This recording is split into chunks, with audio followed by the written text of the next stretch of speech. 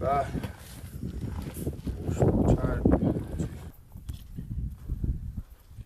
چوبی هم که دست ایشون هست تو اصطلاح دامداری بهش میگن معرس. چوب هم نام داره اسم.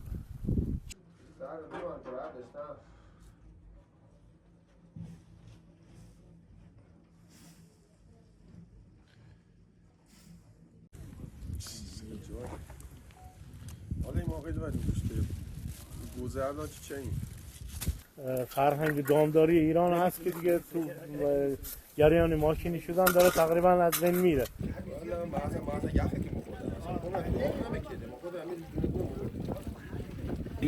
نگهداری طولانی اینا تقریبا 6 ماه تا 1 سال نگهداری. ظرف طبیعیه.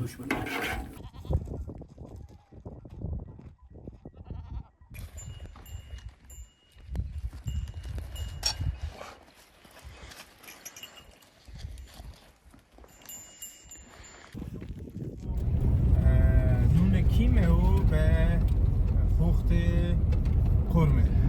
دوستان الان میبینید ما یکم بالا پایین میپریم. ما از شهر خارج شدیم و توی بیابون میریم سمت یک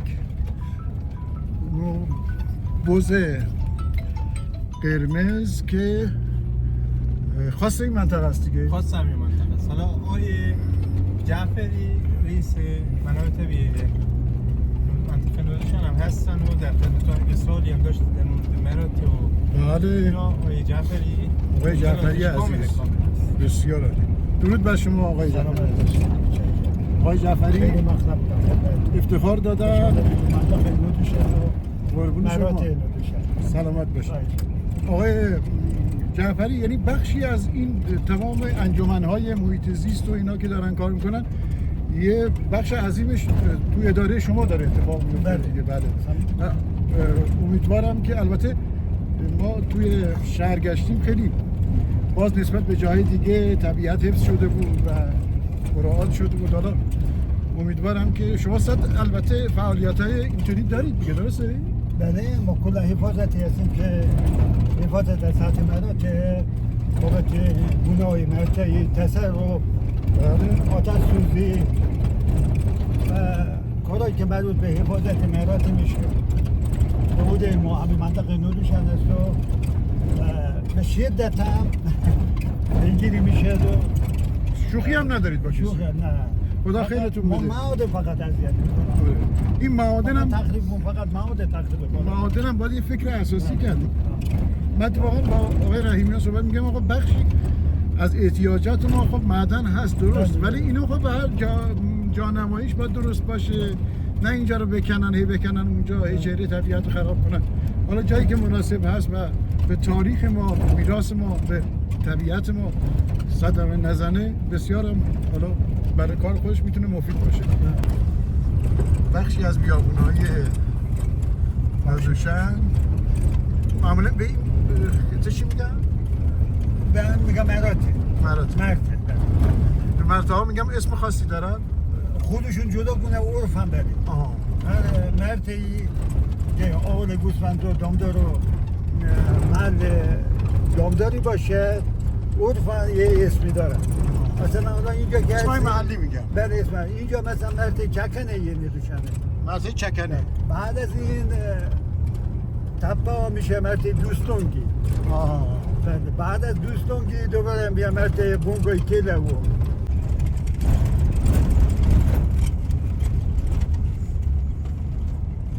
این طرف ما یه مرتع، این طرف هم یه مرتع دیگه که آبوشه میرسه به چای آب. هرچی بریم پایین هست به طرف کفه دست این گولی خیش خیلی زیاد میشه. قدیم هم خیلی زیاد بوده که از حسن آباد اسفندران و آباد اونا می اومدن گولی خیش میکندن بر سوخت. برای سوخت؟ بله بر سوخت.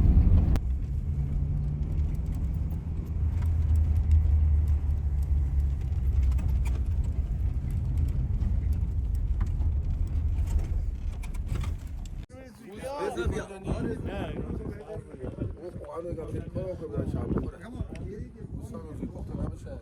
on.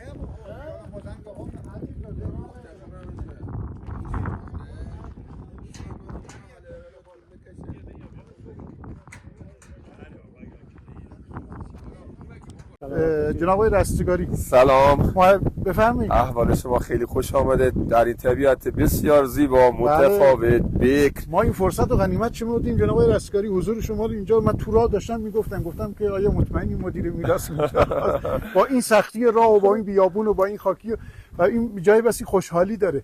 حالا ما با آقای بابایی چند روزی که در منطقه بودیم، حالا بحث ثبت فرهنگ زندگی روستایی عشایری حالا بخشیش دارن تلاش میکنن، حالا بحث ثبت، حالا نمیدونم خود آقای بابایی به طور بز قرمز و حالا اون فرهنگی که هست.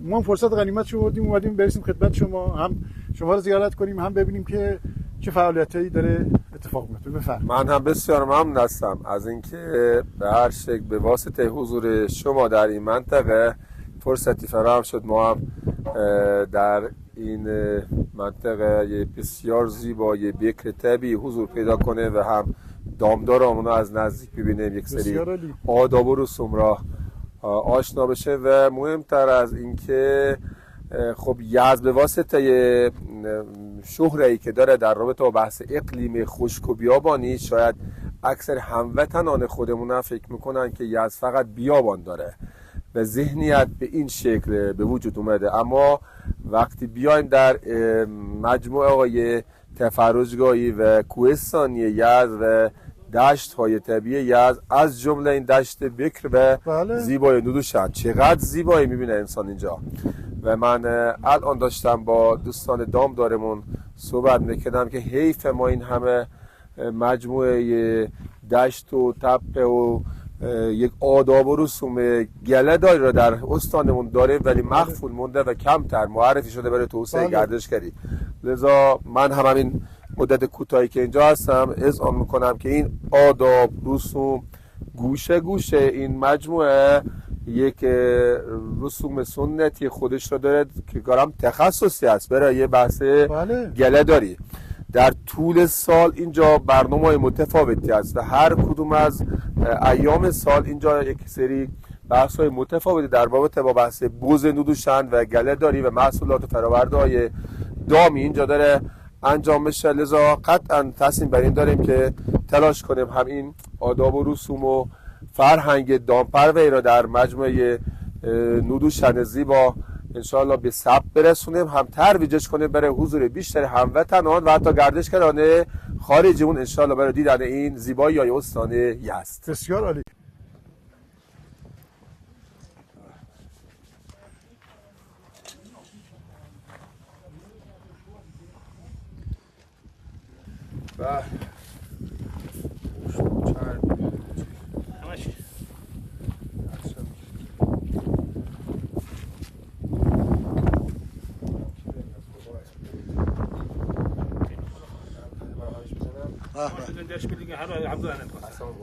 این همون غذای قرمه است که قرمه حاجت هم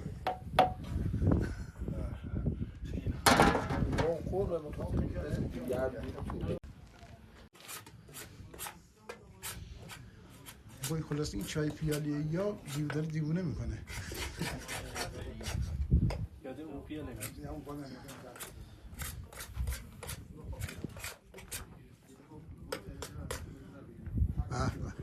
اومدیم توی بیابونای نودوشن، در واقع زندگی عشایری و زندگی دامداری رو تجربه کنیم. اینجا نوعی از بز نگهداری میشه، بز قرمز نودوشن که منحصر به همین منطقه است و حالا برای زاد ولدش خود چوپونای منطقه، خود کشاورزا و دامدارای منطقه به یه ترکیب رسیدن و این بز تولید شده. ما الان در جایی هستیم که در واقع دامپروری سنتی اتفاق میفته و دوستان یک غذای سنتی منطقه که اتفاقا ثبت ملی هم شده و در نقاط مختلف ایران هم تولید میشه به اسم قرمه، در حال تولیدی که میریم ببینیم.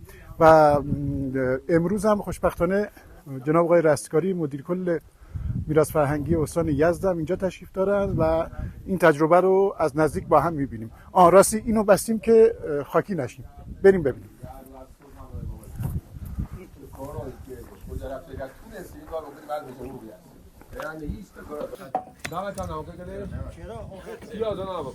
این غذا بهش میگن غذای قرمه. قرمه یکی از غذایی که بسیار بیشتر مورد استفاده دامدار هست و طرز تهیه‌اش هم که دوستان رو ذبح میکنن، بعد گوشت و به حساب چربی اون، حالا دنبه یا دیگه اون رو خرد میکنن و داخل دیکی میگذارن و نهایتا با حرارت اینو عملا فرآوری میکنن و کاملا دیگه آب اون گرفته میشه و بعد در به حساب حالا ظرفای دیگه نگهداری میکنن. در طول به حساب حالا فصل زمستان معمولا از این استفاده میکنن هر روز به عنوان یه غذای گرم. بحث آثار نام المسلمون و ثبت فرهنگ و آداب و رسوم و سنن اصیلمون باید حتما بیشتر تلاش کنه و یکی از این مجموعه هم که انشالله با کمک آقای بابایی و سایر دوستانی که اینجا حضور دارن بتونه به ثبت نهایی برسونه، انشالله همین آداب و رسوم و فرهنگ دامداری اصیل دودوشمه در این منطقه. خدا خیرتون بده، انشالله که سلامت باشین. و چه اتفاقی داره میفته اینجا؟ همون اینجا یه نونی که حالا نون 4 سنگیری بود، یه نونی دیگه هم مال دامداران هست که به حساب به نام نون کیمه معروفه.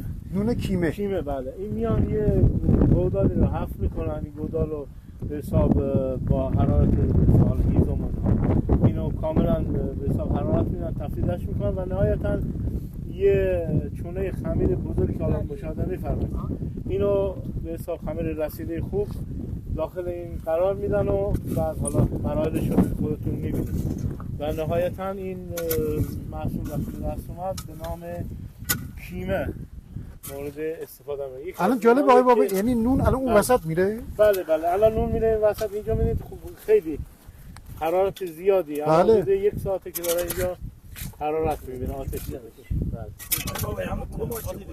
نه کیمه فرق میکنه. این نون مختص به حساب حالا دامدارا هست و کاربون ها بیشتر. قدیم شتردارا هم اینا خیلی استفاده میکنن که بعد جا به نام نون ساربونی هم میشه. این خاک و اینا با نون مخلوط نمیشه چون داغ هست اصلا جذب نمیشه به هیچ وجه، خاک جذب خمیر بشه. خیلی جالبه.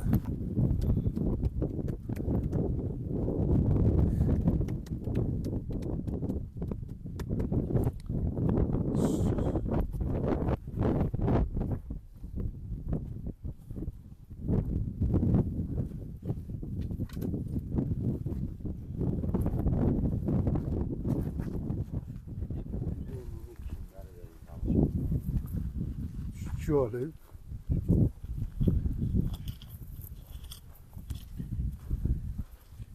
چوبی هم که دست ایشون هست تو اصطلاح دامداری بهش میگن معرض. چوب هم نام داره. چی فرمودی؟ معرض. چوبی که معمولا تو اجاق اونا است. الان آقای بابایی مثلا گردشگر ما میدونی چقدر خوب میتونه مثلا همینا رو تجربه کنه؟ یعنی الان یه نوع گردشگری که تو جهان راه افتاده، همون گردشگری کشاورزی، گردشگری جناب موسوی هستن. من میخوام این نکته رو بگم قبل که بابایی بگن. ما اصلا یه افسوس باید بخوریم که نسل امروزمون، بچه‌هامون، نوجوانامون اصلا زندگی‌های طبیعی رو نمیبینن. حالا گذشته حداقل روستا میرفتن بیشتر این آداب و رسوم رو میدیدن، ولی امروز واقعا فاصله گرفت از محیط طبیعی و هنوزم داره. لذا جدا از بحث گردشگری، حفظ این آداب و رسوم، آشنای نسل جدیدمون و اینکه بدونن و به داشته‌هاشون افتخار کنن یکی از رسالت‌های اصل ما میتونه باشه. ما دامداری منطقه نوروشان تقریبا میتونیم بگیم که حاصل بیش از 7000 سال فرهنگ دامداری ایران هست که دیگه تو جریان ماشینی شدن داره تقریبا از بین میره. اگر انشاءالله بتونیم رو حفظش بکنیم برای فرهنگ خیلی غنی رو برای خودمون نگه داشتیم برای نسل آینده بتونیم انتقال بدیم. جالبه. خاکم روی میریزه ما الان دیگه تفتیده شده داغ چون داغه هیچ خمیر دیگه اون شکل دورش صفر شده دیگه. حالا دیگه باید مغز پخت بشه. یواش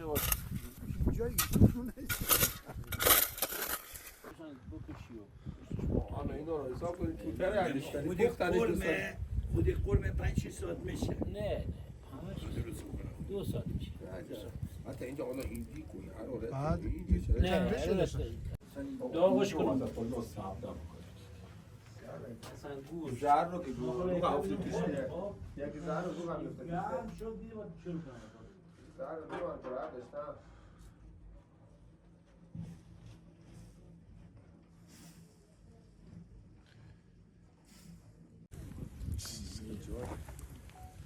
حالا این موقعی باید میگوشته گوزه الان چی این؟ ما نمیدونم چی سر چی کار کنم آیده فکر چی داده این جیگر گوسفنده که دارن این تکه تکه میکنی وسط چند باز میکنی چیزامون واسه سر بودیم که ما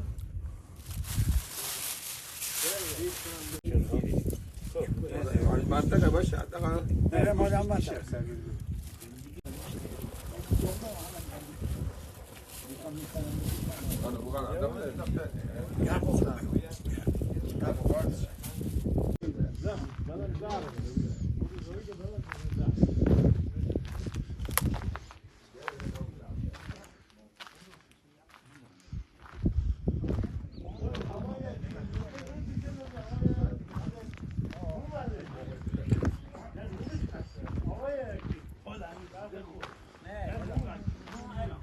خب اینم آغول گوسفندا و بزا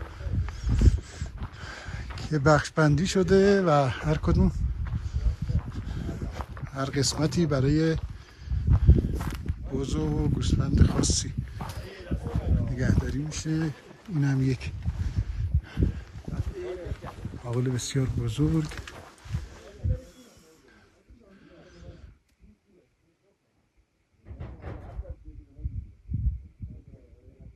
اون شن و ماسه دوستان یعنی در واقع با اون گرمایی که میبینید به طوری پاک میشه دیگه یعنی بله دیگه علاوه میکروب که به هر حال میکروب کشی میشه و به هر حال دوغه اصلا بخنی دیگه نمیچسبه و نمیچسبه بخنده. نه به هیچ وجه.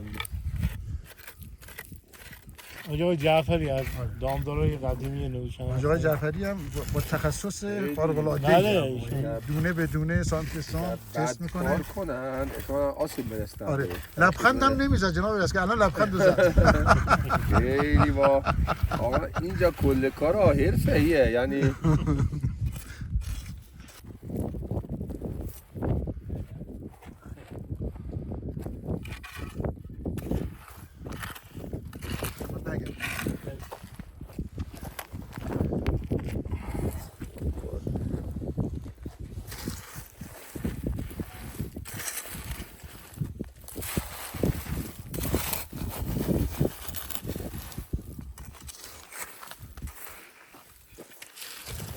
حرارت اصلا نه دیگه هیچ بعد الان همین حرارت خیلی بالا.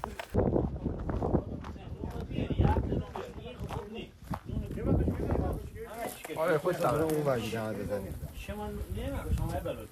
آیا کار نکنه.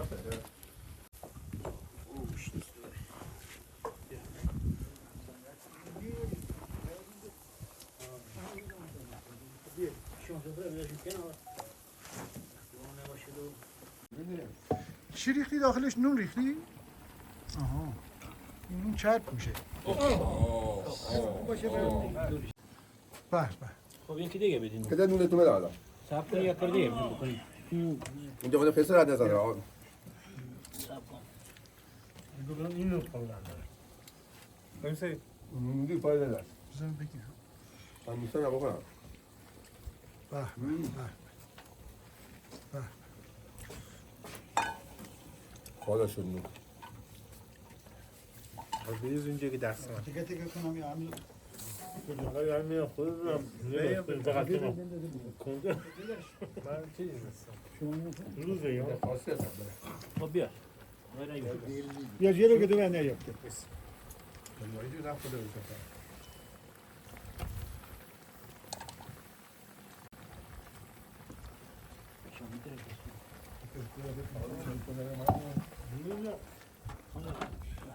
درست شد؟ درست شده. این سری میذاری درست میشه دیگه آره؟ به به دست شما در نکنه. حاصل جیگری که آقای جعفری درست کرده.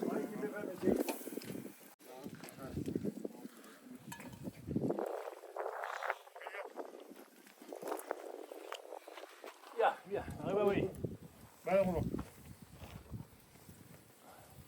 خود نمیخوریم.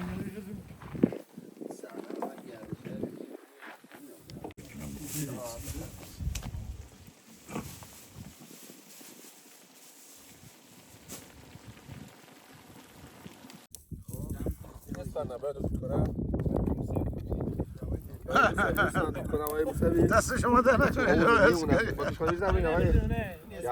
کنیم بالاخره اینجا همه طبیعیه اینجا اسفند همه جا بود اسفند داره؟ بله این همینجا کوتاشو بگیرید هستش اونجا الله مثلا آره الان میمون اومده بالاخره ما یزدیا به به برام ارزشمنده اینم اسفند اینا برای اینکه اسفند کنیم که اینم برای حضور میهمانای محبت ارزشمند کردن. به به بوی اسفند نبالاش به تازه اسفند اینا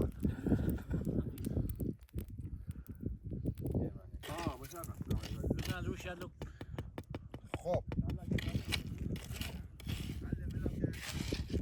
گفته؟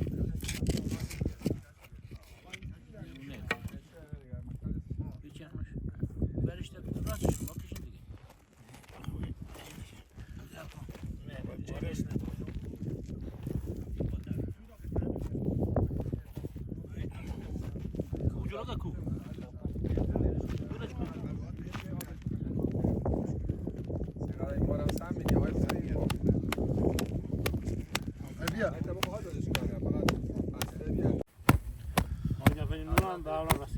یعنی اون گرد و خاک نه هیچ کدوم نمیچسبه بهش با این تکونده میره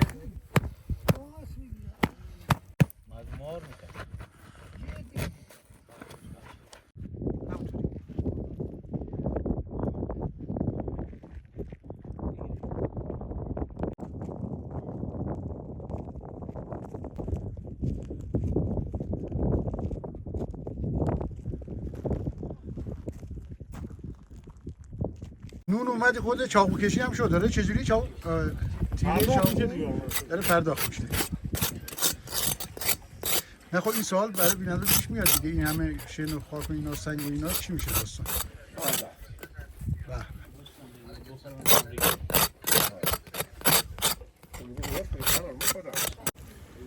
خب اینجا یه سیرابی داریم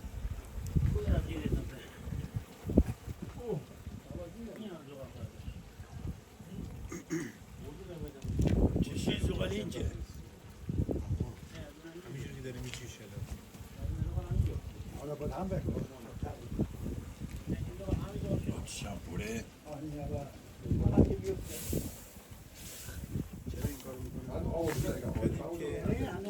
رفت نبوده خود چیزی نبوده که طورش خوش میشه که نمیشه میشه درش باز این الان وقتی روغن داره روغن خیلی جالبه این روغن سرده یا رفتی توی پوسه این میشه میپرده یعنی کلا فکر کنم تا حالا 99% سیرابی پاک شده ندیدم کی دیده ما خودمون اینجوری به این شکل بود چقدر خاصیت داره که میشه داخلش گوشت تا 6 ماه نگه داری گوشت پخته رو بله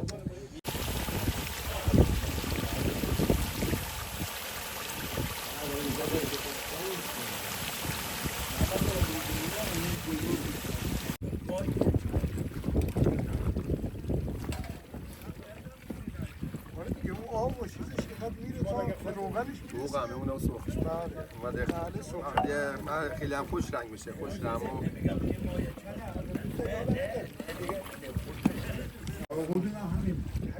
بعضا یخه که میخوردن اصلا اون رو نمیکنه ما خود همین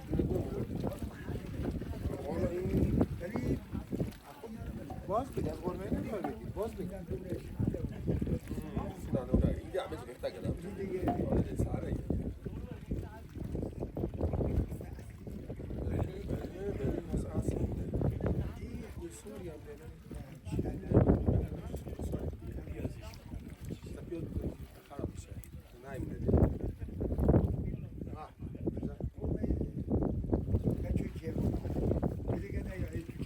عالی کافیست این زحمت ها بیشتر به گردن آقای جعفری بود بعد ایشون دامدار هستن و بسیار وارد به کار این نونی که پختن توی رو خاک و رو سنگ بود آره با زغالای چیز و حالا میریم گوسفندان گذارم میبینیم دیگه میریم سر گلم میبینیم این غذای سنتی اینجاست به اسم قرمه که با گوشت گوسفند درست میشه و چربی خود گوسفند.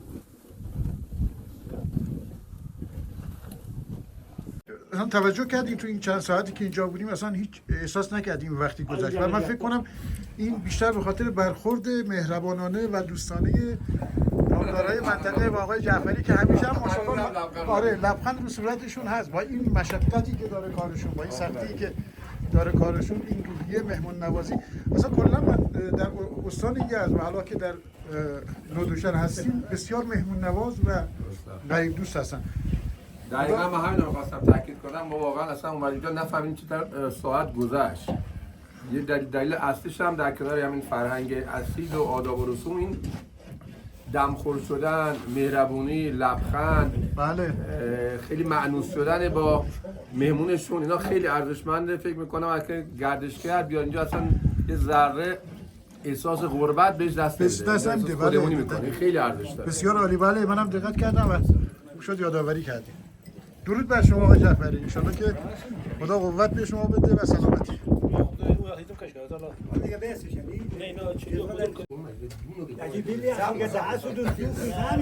این آقای جعفری شکم سیرابیه. میخوای اونو بریزیم داخل سیراب؟ بله بله. بله. بنده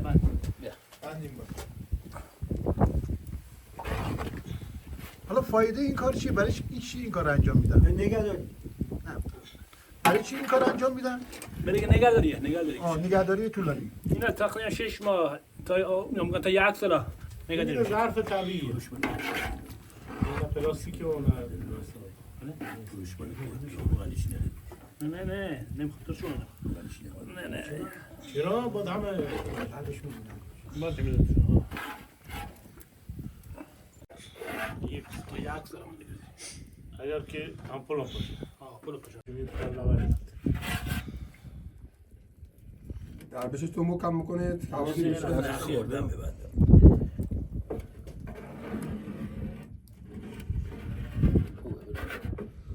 خیلی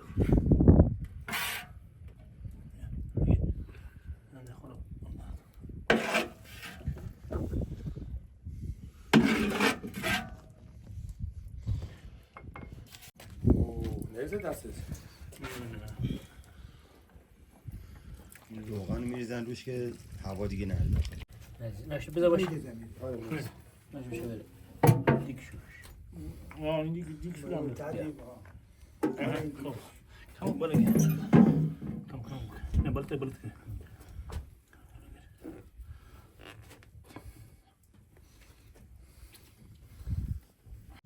آقای جعفری این روغن رو ریختی چرا سیاه شد؟ خب روغن مرحله که میخوام بریزیم تو این شکم باید حداقل 3 درجه حرارت داشته باشه. بریزیم تو این شکم با حرارت این روغن این پخته نشه شکم به خراب میشه. الان که میبینین داره سیاه میشه در حال پختن. پخته شد عرض مثلا امروز تا فردا این طرف بسته میشه با دور بچرخونیش اون طرفش هم خوب میشه. کمی نمکی آردی بهش میزنی میذاریش توی کیسه حداقل تا 6 ماه 5 ماه 6 ماه میشه مصرف کنیم ببریش تا سال دیگه. خسته نباش. عالی بود. کجا میریم؟ میریم سر چاه. سر چاه آب بیاریم؟ سر چاه آب. تو بیامون چاه داریم. بله تو بیام. بسیار عالی. ببینیم آب گله. گله اونجا نیست. بریم سر چاه آب بیاریم. بریم سر چاه. به اتفاق آقای رحیمیان، آقای جعفری و آقای جعفری. ماشاءالله همه آقای جعفری هستن. ماشاءالله که در همین روزها نودوشهر رو فتح میکنن جعفری.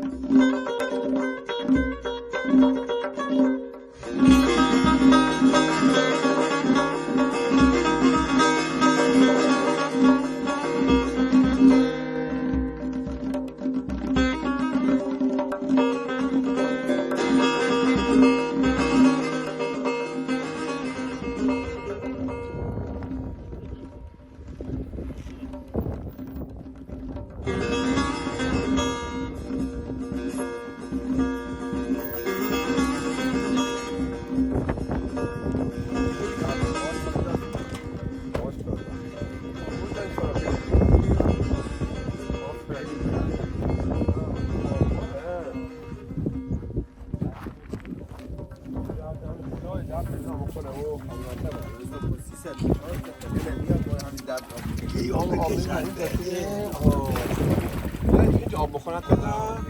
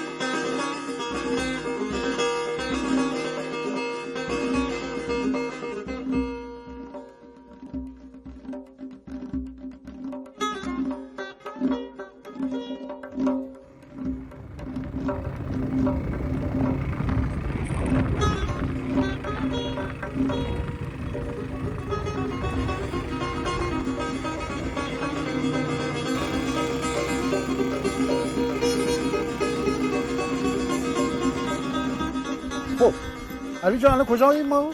الان من پیش بچه دیگره میشه گوسفندا. بله بله. علی آقا ماشاءالله همیشه خوشخنده است. یعنی علی آقا جای دیگه اگه هم داشته باشن از ها ندوشم بردن. بله تو این هر جا باشه از همین منطقه بود. از همین منطقه بردن. گفتن خیر مزه ولی همین منطقه است. بله. اینایی که حالا سیاه و سفیدن همین ذات بومی هستن بومی هستن. مال همین قرمز هست. بله بله. فکر کنم مثلا بعد که بزرگ بشن یا بشن قرمز شه. سگه چیزی دیدم. نه سگه چیزی نه. چرا یه چیزی دیدم. دومشو میارم بالا یه چیزی دیدم.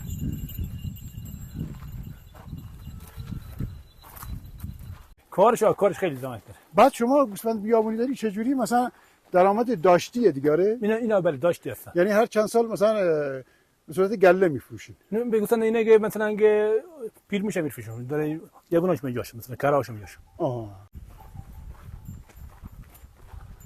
سلام. خدا قوه. خسته نباشی. تو کی اومدی بیابونی؟ صبح ساعت 5. بعد کی برمیگردی؟ 5 رسیم. 5 تازه شروع میکنی راه افتادن. ها. گلر یا آب میدی و ها. این خرت چطوری نمیکنه؟ نه این خیر آرومه. ها. علی آقام که ماشاءالله همیشه خوشخنده. ها.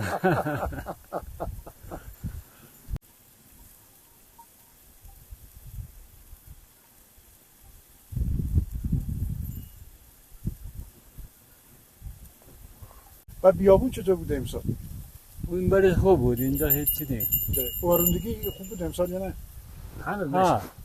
هنوز بارندگی نشده. هنوز نشده. نشده نه. بعد نسبت به چند سال دیگه خوبه. خوبه. بعد هر روز یه جایی میری نه هر روز هر جایی منطقه. حالا این سال آب دیدیم خدا شو آب خوبی داره. نه یا مثلا فردا میرم اونجا. اونجا گرفته. فردا اونجا میرم.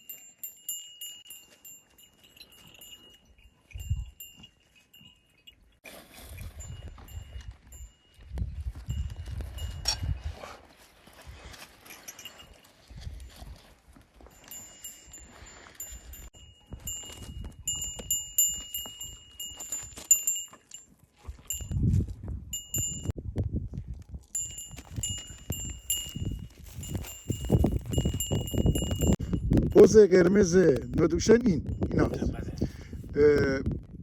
اونطوری که من متوجه شدم گوسفند زیاد نگه نمیدارید. نه گوسفند نه. چرا سخته؟ سخت. بز خب به هر حال بهتر میشه چیز کرد. بله. شما اهل همینجا هستین؟ نه کجا؟ نه اهل زایدانه. زایدان؟ نه ما مال زایدانم.